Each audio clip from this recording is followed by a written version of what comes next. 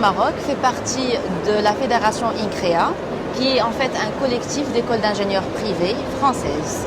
Alors cette fédération, elle est composée de 3 écoles en France, qui sont HEI, ISA et ISEN, et de INCREA Maroc, qui se trouve à Rabat.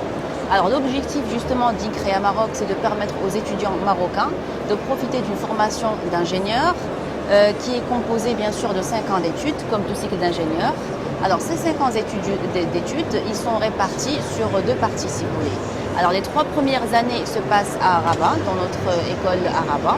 Donc c'est 2 années de classe prépa intégrée et c'est un tronc commun. La 3e année, c'est justement ce tronc commun qui permet à l'étudiant de construire et de consolider son projet professionnel pour savoir quelle spécialité choisir pour la 4e, 5e année.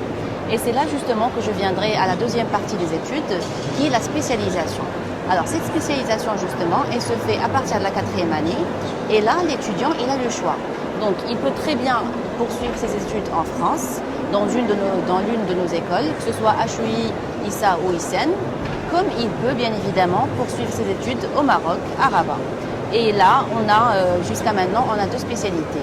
Alors, on a tout ce qui est réseau communication mobile et objets connectés et réseau informatique. En France, là, par contre, on a plus de 40 domaines de professionnalisation.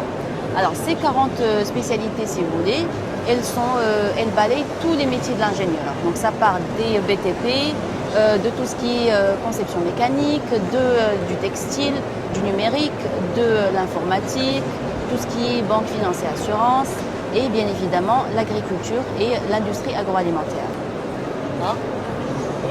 Ok.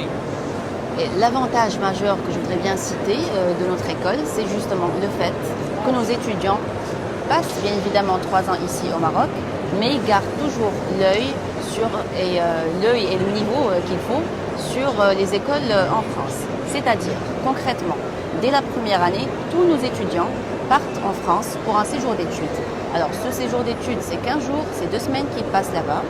Bien évidemment, pour découvrir les écoles, voir côté architecture, le corps enseignant et aussi les étudiants, parce qu'ils font finalement partie d'un seul corps, d'une seule école, d'une seule fédération, et aussi pour passer des examens sous forme de TP qui sont obligatoires. Donc, d'où le fait qu'on maintient toujours un certain niveau qualitatif qui doit rester le même partout où l'on va. Alors, la deuxième chose qui est aussi intéressante pour les étudiants, c'est qu'il y a justement cet échange et ce partage de savoir, dans le sens où chaque trimestre environ, on reçoit 1 ou 2 professeurs qui font des cours intensifs d'1 à 2 semaines selon les matières et selon le besoin des étudiants. Alors c'est juste ces profs français, bien évidemment ils partagent le même cours en France ou au Maroc et ça va permettre justement à l'étudiant marocain qui a passé déjà ces 3 ans ici de poursuivre facilement la 4e et la 5e année là-bas, sans qu'il y ait de problème de transition, sans qu'il y ait cette difficulté de transition au niveau académique. Et bien évidemment, il n'y aura pas de problème côté culturel parce qu'il fait partie du groupe, parce qu'il connaît les profs, les étudiants. Alors l'avantage aussi, c'est qu'on ne dépasse pas un certain nombre. Parce que notre souci majeur, c'est de former les étudiants, de bien former les étudiants. Donc on est sur la qualité. Pourquoi? Pour assurer un suivi personnalisé aux étudiants.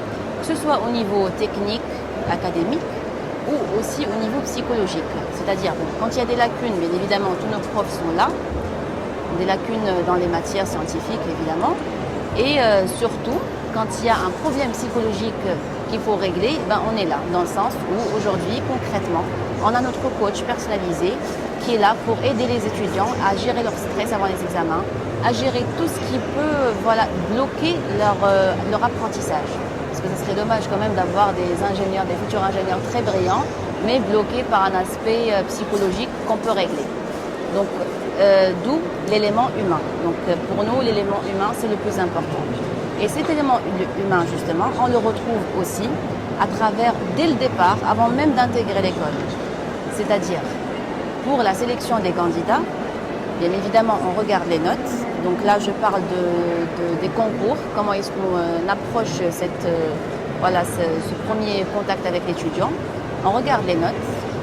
C'est bien d'avoir de bonnes notes, mais on les met de côté pour voir justement cet étudiant en tant qu'élément humain. C'est-à-dire, on regarde son aspect psychologique, bien évidemment, mais surtout son degré de motivation. Est-ce qu'il veut réellement aller de l'avant? Est-ce qu'il veut vraiment être ingénieur? Et quel ingénieur il veut être?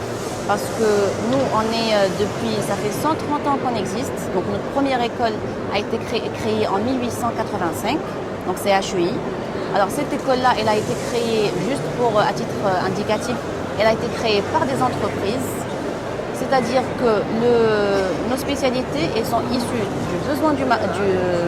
des besoins du marché pour répondre constamment à un besoin réel et concret. Et même à la date d'aujourd'hui, après 130 ans, plus de 130 ans, chaque année notre conseil se réunit, qui est composé évidemment de chefs d'entreprise.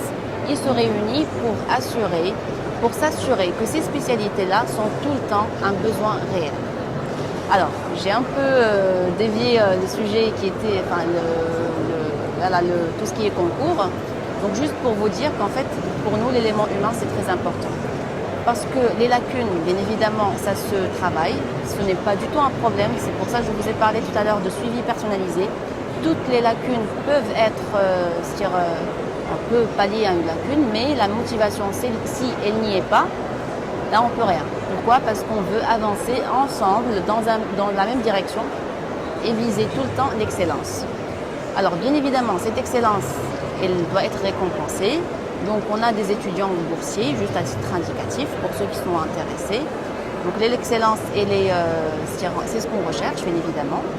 Et aussi, au-delà de l'excellence, au-delà de tout ce qui est bourse, au sein de l'école, durant les 3 ans ou même durant les 2 ans qu'ils passent en France, tout projet porté par un étudiant est encouragé. C'est-à-dire qu'il suffit que l'étudiant se montre intéressé par un sujet X ou Y pour qu'on soit là, pour qu'on l'aide en termes de ressources, en termes de logistique.